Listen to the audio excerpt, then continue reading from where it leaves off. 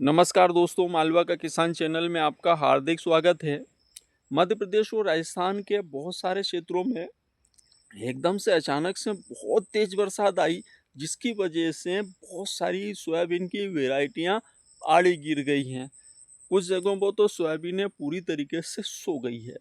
तो आज का जो हमारा वीडियो है इसी बात को लेकर है कि जो सोयाबीन आड़ी पड़ गई है उसमें हम ऐसा क्या स्प्रे करें, ऐसा क्या डालें कि हमें कुछ हद तक उससे उत्पादन मिल जाए, हमारी जो फसल है वो पूरी तरीके से बर्बाद ना हो, हम कुछ हद तक उससे उत्पादन ले पाएँ। तो दोस्तों, जो किसान भाई हमारे चैनल पर पहली बार आए हैं वो हमारे इस चैनल को सब्सक्राइब कर दीजिए, ताकि हमारे चैनल का जो नोटिफिकेशन है वो आपको मिलता रहे और आगे भी सोयाबीन से जुड़ी हुई विभिन्न प्रकार की जानकारियों के वीडियो मिलते रहें।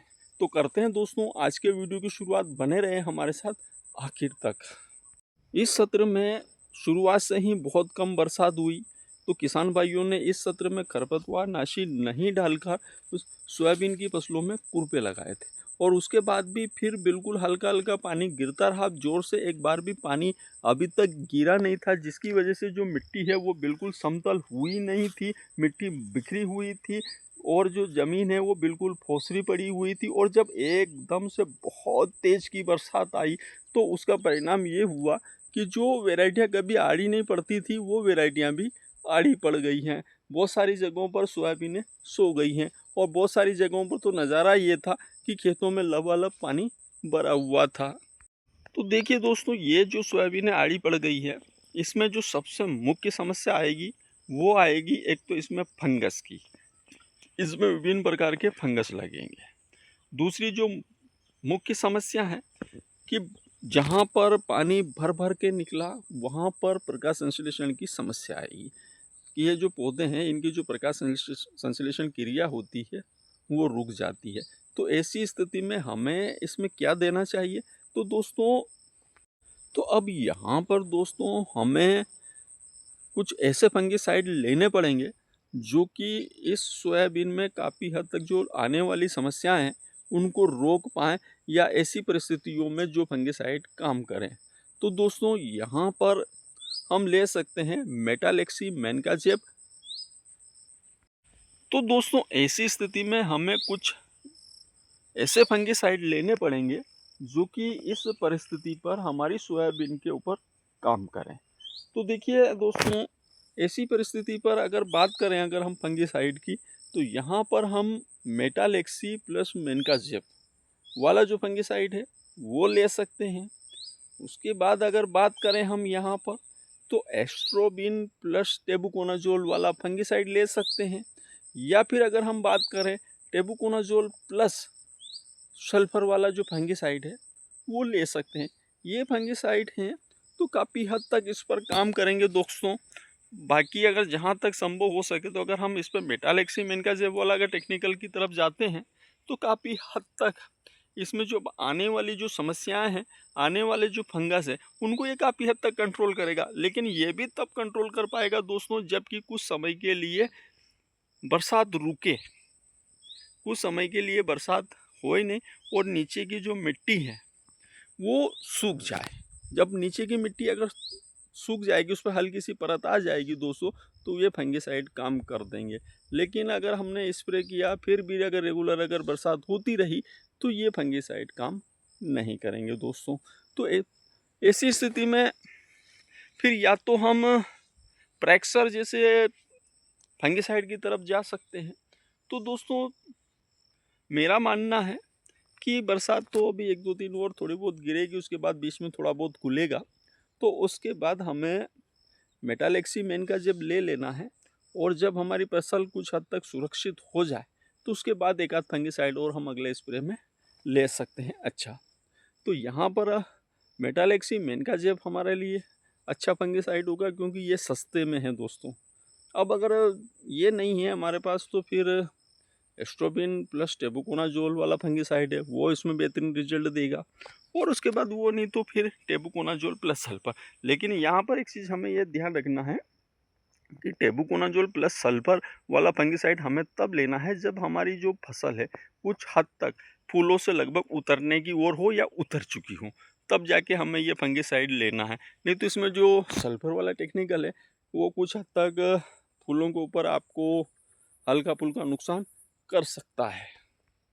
और दोस्तों उसके अलावा अच्छे अच्छे महंगे फंगिसाइड मार्केट में मौजूद हैं, बहुत त्वरित उनके रिजल्ट हैं, लेकिन उतने ही वो महंगे हैं। जितना उनका रिजल्ट फास्ट होता है उतने ही वो महंगे भी हैं।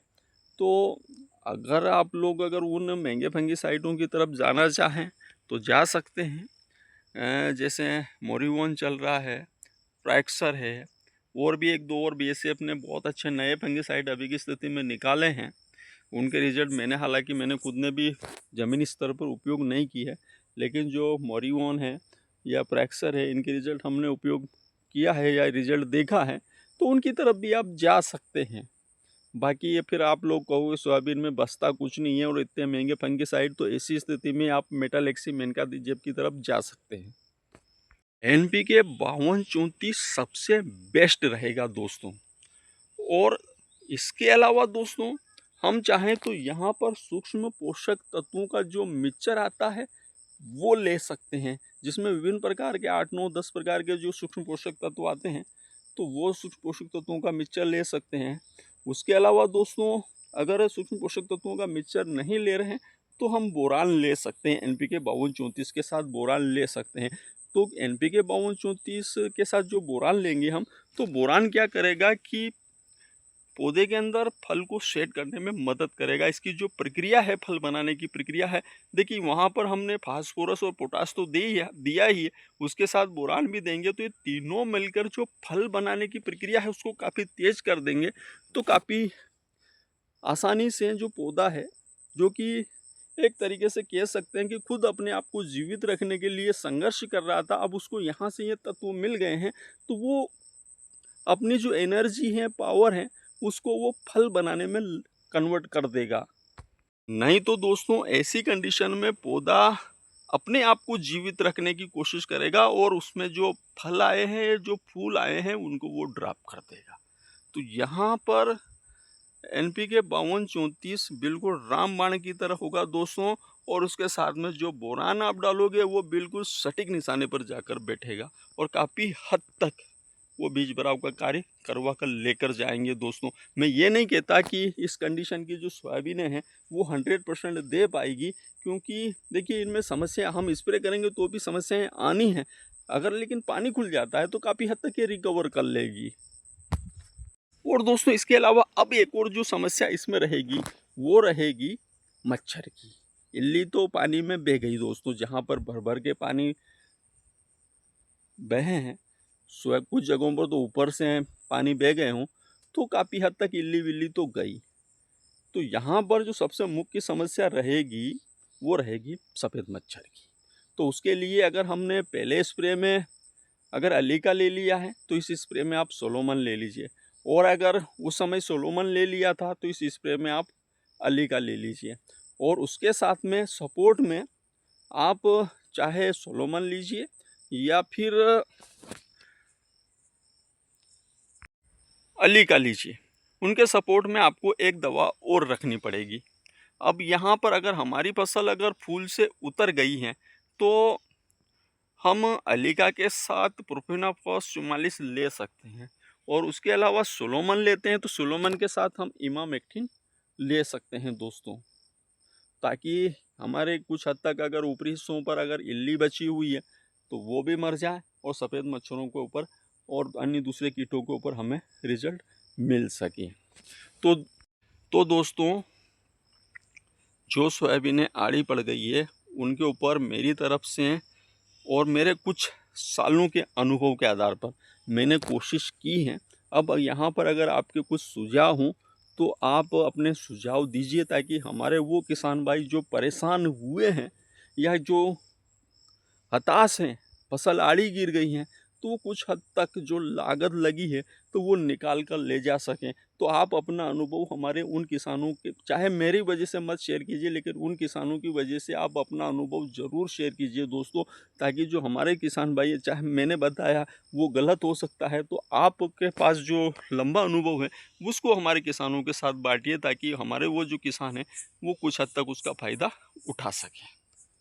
तो दोस्तों, अगर वीडियो अच्छा लगा हो, जानकारी अच्छी लगी हो, तो चाहे आप लाइक मत करना, कमेंट मत करना, कुछ मत करना, इस वीडियो को ज़्यादा से ज़्यादा किसानों के ग्रुपों में शेयर कर देना दोस्तों, ताकि हमारे जो ज़्यादा से ज़्यादा किसान भाई हैं वो इसका फ़ायदा उठा सके। क्योंकि अभी की स्थिति में हमारे जो किसान भाई सबसे ज़्यादा जो मुख्य, सबसे बड़ी जो उनकी समस्या है वो है सोयाबीन आड़ी पड़ गई है, क्या करें। तो दोस्तों, अभी तक भी अगर आपने हमारे इस चैनल को सब्सक्राइब नहीं किया है तो कर दीजिए दोस्तों, क्योंकि आगे भी आपको इसी प्रकार से एक से बढ़कर एक छोटी मोटी सभी प्रकार की जानकारियों के वीडियो मिलने वाले हैं दोस्तों। नमस्कार।